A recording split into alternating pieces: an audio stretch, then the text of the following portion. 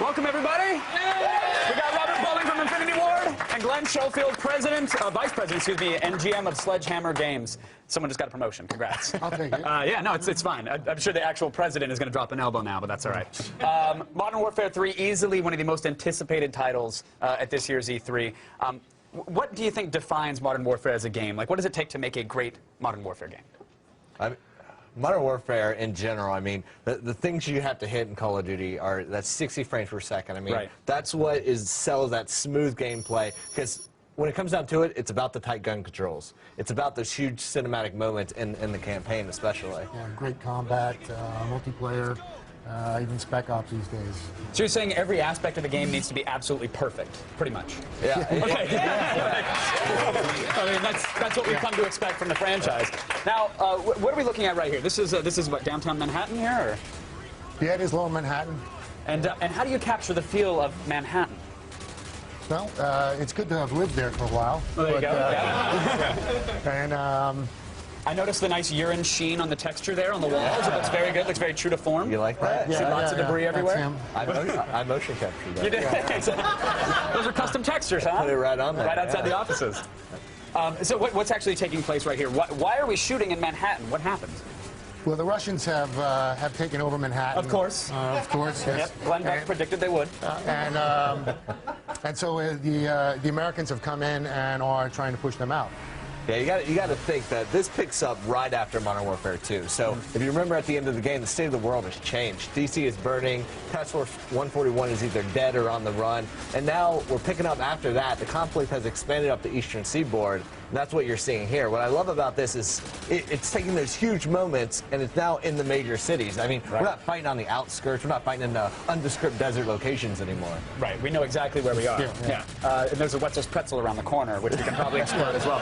What's the challenge of taking war to these new areas? Is it trying to balance the fun, exciting, fast COD gameplay with realism, with the realistic setting? Well, we're all about being like super authentic in the weapons and stuff, but the real challenge is once you get into these new environments, the way you play the game has changed. The tactics you would use in military are changed. And that's why you see things like this, like the dual scope system that was something that the environment spawned a new feature that impacts gameplay. So now you can see, like, when you're fighting through the city in the open streets, if the guys are far away, you're going to flip up this magnifying scope like you see them doing. But as you get into the buildings, you start clearing rooms, you're going to pull that down, go to your EOTech, your red dot, whatever your close range optic of choice is. Yeah, you're able to flank, go into the buildings, flank the enemy, go and shoot down at them when they're coming down the streets, things like that.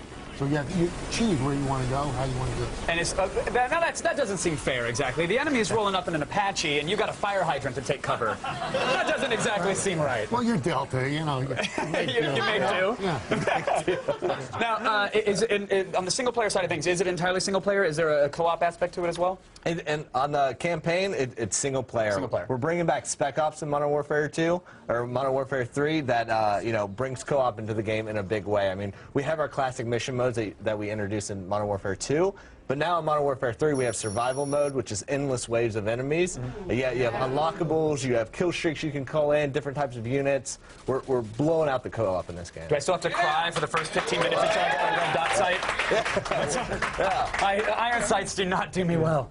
What's the difficulty in, say, trying a new feature, trying a new approach to the game, but not wanting to alienate, the old fan base? I think that's one of the good things with the Spec Ops now is a lot of the maps that you're going to be playing in Spec Ops are going to be ones that you're going to see in multiplayer. So if you want to go in with your pal and just kind of learn the tactics or learn that map, you can learn it in Spec Ops, then go into multiplayer and maybe not get worked as well. Yeah.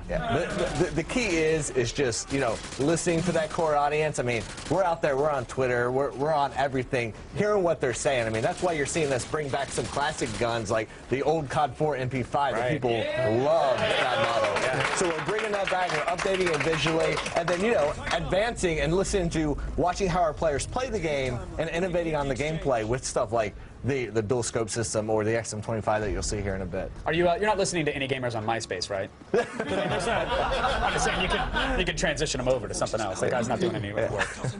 So what's happening right here? We escaped the helicopter. We're now inside a building, and we're just throwing grenades in rooms. Well, this is actually what they call a 9-bang, and it's A 9-bang? Is it? 9-banger. Okay. Yeah, Bring you back to college? Love it. Love it. Just did. Yeah. Yeah, well, sorry.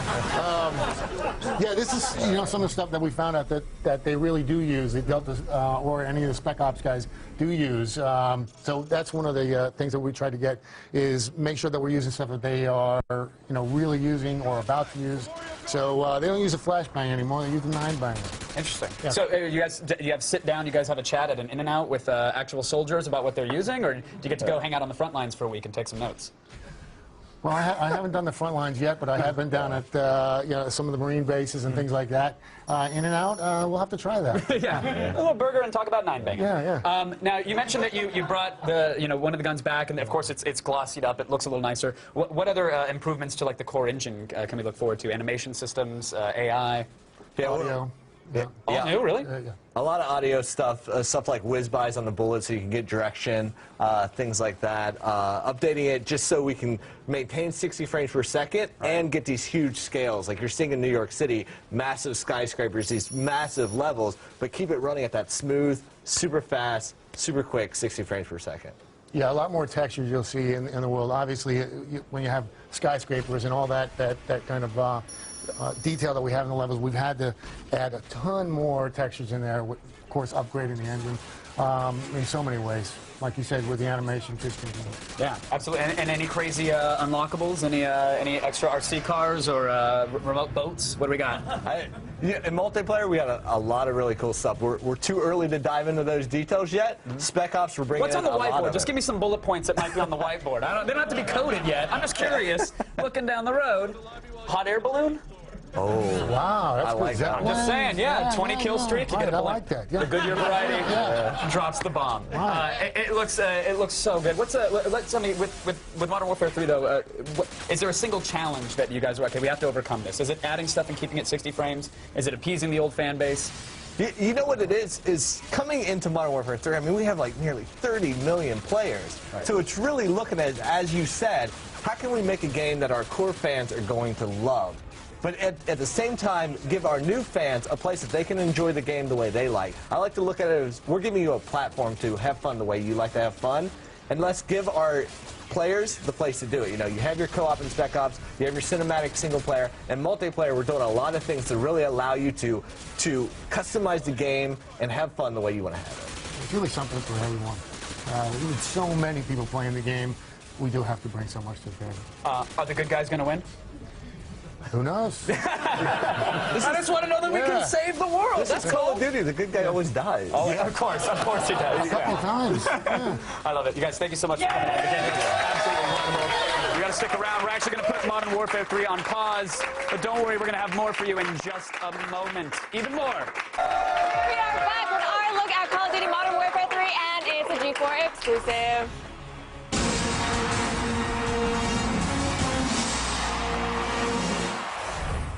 And once again, we are lucky enough to be joined by Infinity Ward's Robert Bowling and Glenn Schofield. Thank you guys so much for sticking around and bringing us some more gaming. So Modern Warfare 3 is very anticipated. Yeah, I hope so. Yeah. We will just put it like that. Does that make you guys nervous? I don't know if it makes us nervous because we simply, it's all about putting your head down and focusing, and like as long as you're in tune and you're listening to what your people are saying about your last games and about what they want in the future, it kind of calms you a bit. Yeah. All right. I'm not trying to make you nervous or anything, but everybody's paying very close attention to everything that you're doing. I'm just pointing that out. Yeah. It's good for us to be paranoid when we're making a game. Okay. And so what are we looking at right now? Oh, you guys can't see. You can turn around. There you go. Okay, good. Oh, yeah, we're on top of the stock exchange where we have to Okay. take down this communications tower. And we seem to be doing a pretty good job of it. Awesome. Good. Yeah, this was the major objective in this mission that Delta moved in to take out this comm tower. That was basically blocking us from getting communications and more support into New York City. So how accurate is New York City? It's pretty accurate. I mean, it's about as accurate as we can get. You know, we use different maps. We go down. We've got photos. We as accurate as we can possibly get. We try and get you know, with the street signs and what the buildings look like and down to the brick and even where, you know, manhole covers are. Yeah, we focus on being very authentic, but what you want to do is once you have feet on the ground and you're getting all that reference photo, you really have to filter that through a gameplay lens. So you go in, you're like, okay, these are awesome, very authentic environments. Now let's, you know, make sure we have the cover points, make sure we have the areas, the routes for the player that you can go through and have a fun time fighting in that area. Right, because it's not necessarily a fun map if it's actually the map of New York. Exactly. Yeah. I mean, if the street is too narrow, it's not going to be. So Right. we'll do little things like that. And so we're actually going to take a look at something that I'm kind of excited about, a grenade launcher. A girl loves a grenade launcher, what can I say? But this is But first we got to take out that helicopter. We got to take care of some business first. Yeah, that was the Reaper. And this is the XM25. Okay. So the XM25, what it does is it lasers a sight. So these guys are like hiding behind something. And what it can do is it will shoot the grenade above them and explode right down on top of them. So there's no place to really hide with this thing. Yeah, this is an awesome byproduct of just modern warfare. As we're fighting these more urban environments, you know, they're posted up in windows, they're posted up behind concrete walls that, you know, sometimes you don't get penetration through. So with the XM25 is great because it will actually calculate that big old sight you see, will actually program the round to explode 1 meter past that cover point. So you don't have to sit there and figure it out yourself. It figures it out for you. Yep. Luxury modern living. I love it. And so what also has been kind of striking so far that we've seen, there's a lot of verticality. Not just, you know, in the helicopters right now, we're on the side of a helicopter, I believe. But there's also, like, you can fight from the tops of buildings. I mean, was that a challenge to kind of bring sort of verticality to the game? It was a challenge, but it, you know, it's part of being in New York. You know, you have to do that. We have to be able to go on top of the buildings and see what's around. And going into the helicopter was just something we all wanted to do. You know? Fight through the city streets of Manhattan in a helicopter.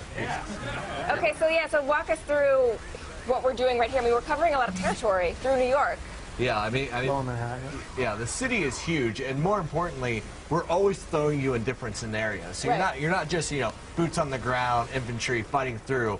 You know, as you do that, then you're in the helicopter, you're flying through. I mean, it's just showing you the scale of this game, and this is just one level. I mean, we're in New York here, and then another moment, you know, we're in parts of Russia, the Himalayas, France, England. We're really hitting everywhere across the globe. And you're definitely known for these big cinematic events. I mean, was that a lot of pressure? And were you able to come up, do you think, with new ones to really do justice to the series? I don't think it's pressure. I mean, that's one of the things we really look forward to. We, you know, sit in a room and say, okay, let's do something bigger than we've ever done before. And I think you're seeing some of that here. That's just the challenge and the fun of making a video game. Yeah. What I miss? Let's just enjoy it. There it comes. There we go. There's a big moment. For example, the cinematic moments we were just speaking about. Oh yeah, that didn't go too well, huh? But don't worry, he's gonna make it, right? We'll see. We'll see. We will see. So the set pieces are definitely a part of the game. Very excited to see more of them. Thank you so much, Robert and Glenn.